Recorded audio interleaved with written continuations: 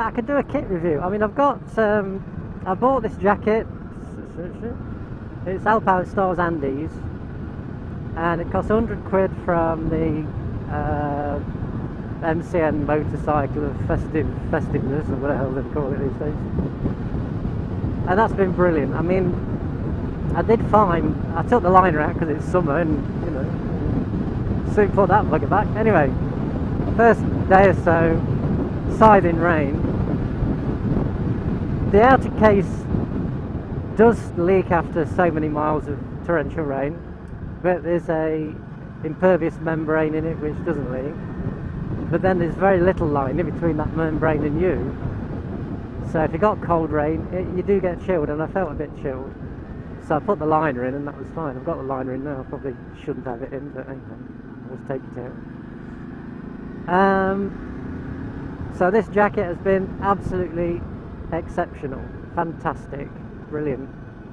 As you'll see in, I think, vlog number, or part 3, I think, or maybe part 4 of the North Coast 500 vlog, I'd got some Alpine Stars waterproof gloves, which proved anything but. I know going over Applecross Pass was a bit like going underwater, but it's a guaranteed waterproof. And yeah, they weren't, so that was pretty crap. I've got some TCX adventure boots, you can't see those, with 2 buckles on the side because they're adventure. And these are second hand off eBay. They should be about 200 quid, there was about 90 quid. And they proved to be totally waterproof, absolutely brilliant boots, so TCX boots.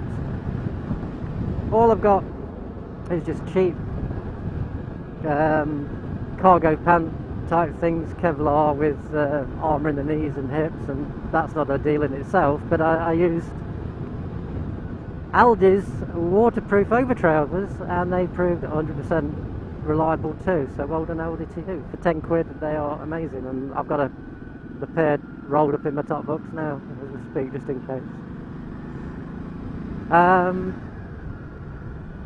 What other bits of kit did I get? I just used I just thread 3 pairs of gloves, and I just cycled them if one pair got wet, and you could dry them out in the hotel that night, so that wasn't a problem. Use various amounts of base layers and base layers and base layer. So the helmet, now this is a Givi adventure style. Got it from the Adventure Bikes shop, and on the way up to Calmsride 5 weeks ago, it started to fall apart. The vent came out at the top of the turn screw, so I lost the vent. So they'd ordered one from Italy which hasn't arrived yet, so I had to bung up the holes with blue tack and tape it, so I look a complete goon. So Givi, you need to get yourself sorted, mate, because I like your products, but I mean, I like this helmet, but your service is pretty shit, really. I think this is a problem with them, because the little turf screws don't sort of lock, and they stay a little bit loose, and it just vibrated out, and I lost the vent. I was using it as a conventional full face without the peak, which you're allowed to do, but with that spacer gone, it makes the screws even looser, so that's not good. Need to get it sorted. I think if I use it as a normal full face again, I'll probably put little nylon washers in just to take the space up at the peak. So, but yeah, not a great design there. What else? I think that's about it on kit. I could go into all the mods I've done on the bike, but I won't today. But yeah, it was a fabulous time, and I thank Keith most sincerely for a fantastic holiday he'd organised, and he did all the legwork.